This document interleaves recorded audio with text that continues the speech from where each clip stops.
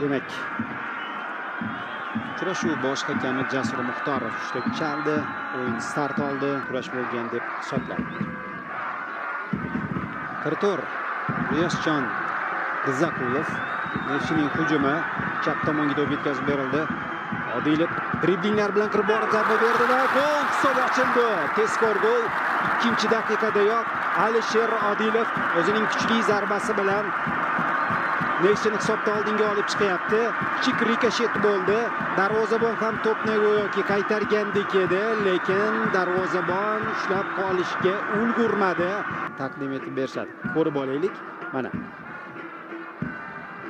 Odilovga to'p keldi. O'yindan tashqari holat yo'q ekan. Zarba berdi. Rikoshet bilan to'p darvozaga kirib ketdi. Menimcha kimni Shukurlayevning hisobiga yozildimi bu gol yoki Odilovning? Alisherning hisobiga yozilgan bo'lishi mumkin.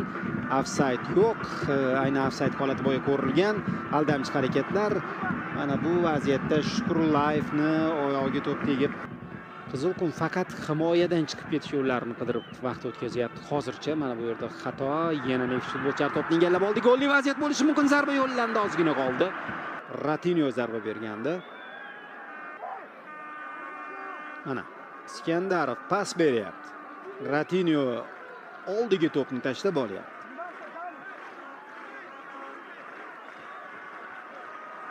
Rikoshet bormidi? Ortdan kelib, sekin olib o'tib ketib qoldi to'pni. Navoiyliklarning keyingi hujumi markazda kutib oldi. Keyin 4 kishi, 5 kishi hujumda zo'r imkoniyat bor hozir. Darvozabon qutqaryapti va hozir Qizilqum vakili penalti so'rayapti. Beriladi. Qani? Hop, hujum zo'r. Qizilqum o'ziga kela boshladi. G'ofurov ulgurmayapti. Bu kadrda darvozabon birinchi bo'lib to'pni qaytargandek ko'rindi. Ya'ni himoyada hozir hujumga boryapti. E'tibor bering. Odilovning yonida u Odilov kirib bordi. Yana boyagidek. Endi pas berdi. Ratinyodan zarba sal qoldi. Ibrohim Halil boshladi bu hujumni. Zarbasiga aniqlik yetishmadi. Dinamada mavsumda bunday nuqtalardan juda ko'plab gollar urgan Ratinyo. Bundan ham uzoq masofalardan Ratinyo Neftchiga kelib yoki uni o'yin uslubini yaxshi o'zlashtirib oldi himoyachilar.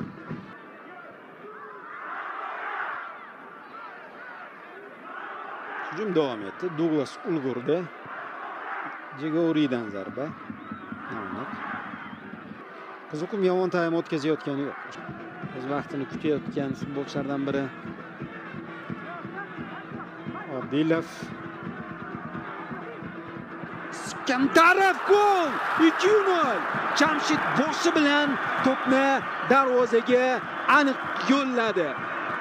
Ibrohim Halil yo'ldoshdan uzatma, Iskandarovdan gol. Kutamiz. Mana. Hop. Ratinyo pas berdimi? Odilov Ibrohim Halilga, Yo'ldoshev markazga 12 metrlardan turib qarang. Baribir o'yinni o'qish, vaziyatni to'g'ri baholash san'ati Jamshidda yuqori. U Odilov, Yo'ldoshev keyin yuqoridan Toshkentda kechayotgan Bunyodkor Okamka o'yini gollarga boy bo'lyapti. Bu orada esa Qizilqumdan hujum. Imkoniyatlarida ham farq bo'ladi, lekin bu farq sezilarli darajada katta emas. Jumayev tezlik namoyish etib to'pni qoldirdi. Zarba Iskandarovdan va gol! Jamshid Iskandarov bu o'yinni qahramoni. U dublini rasmiylashtirib qo'ydi do'stlar. Unga to'p qanday qoldirilganligini ko'rdingiz. Jumayev hozir maydonga tushdi va o'z hisobiga golli pas yozib qo'ydi do'stlar. Golni ko'ramiz. Hujum mana shu nuqtada rivojlandi. Davomini ko'ring, mana bu pas va Iskandarovga to'p qoldirildi. Jamshid qanday tarzda darvozabonni yonidan to'pni tashlab qo'yapti. Qarang. Mana shu joyida Jumayev qoldirdi. Jamshid qarang. Darvozabon qaysi tomonga qarayapti? To'p qayerga ketyapti? Buni faqat Jamshid Iskandarov amalga oshirishi mumkin. Qanday qilib Navarro bu futbolchini milliy terma jamoa asosiy tarkibida maydonga tushirmaydi degan savollar kun tartibidan tushmasa kerak. Shunda Odilov o'tib ketdi. Alisher pas berdi. Iskandarov pas berdi, qizg'anmadi, zarba. Darvozabon qutqardi. Ratinyoning zarbasini darvozabon qaytardi oyoqlari bilan. Qizg'im tarafida edi. To'singa tegib o'tib ketib qoldi, qaytib. Yana bir hujum, ofsayd yo'q va gol! 4-0 do'stlar. Neftchi futbolchilari turli xil hujumlar tashkil etdi. Peretsa nihoyat gol urdi. Hozir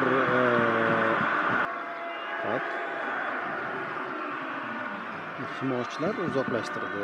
Keyin mana bu pas Iskandarov oldiga tushirib beryapti Peretsani. Gol uryapti. Hop, turib o'rnidan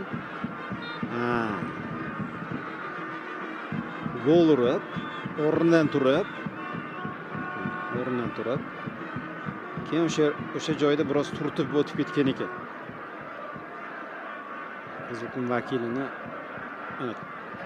mana shu joyda yiqitib o'tib ketgan ekan. Shu harakat uchun. Mana kuzatamiz.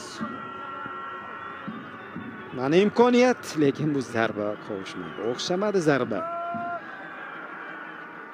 Shahzodbek Rahmatullayev o'zi xohlagandek zarba bera olmadi. Qarshi hujum. Odilovning tezligi yuqori. Bilamiz, to'pni egallab oldi. Yo'q, bu Yovich edi, 8-raqam jarima dochasi tomon kirib boryapti. Pas berdi. Imkoniyat bor Odilovda. Odilov aldamchi harakatlar, zarba, gol! Nuqtani eng kattasi. 5-0. Odilovdan dubl. U ham xuddi Jamshid singari gollarni ikkitaga yetkazdi.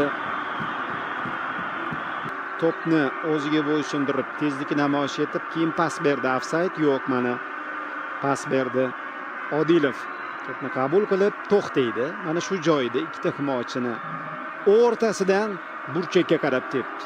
Neftchi gollarni turli tuman hujumlar uyushtirib kirityapti. Gollar xilma-xil. Ijrochilar endi o'zgarmayapti katta ehtimol. Tabloni ham aniq ko'ra olmadik. Zarba, qanday imkoniyat edi hozir.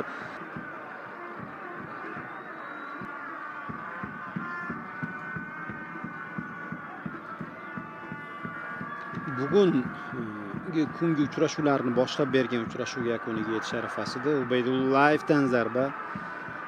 Bizning o'yinimizdan keyin boshlangan PKMK Bunyodkor o'yini davom etyapti. Bizda esa hakam hushtak chalib o'yinni yakunlab berdi. Istiqlol markaziy stadioniga kelgan muxlislar maza qilib g'alabani nishonlayapti. Odilov 2 gol urdi, Iskandarov 2 gol urdi. Peretsa o'z hisobiga bitta gol yozib qo'ydi.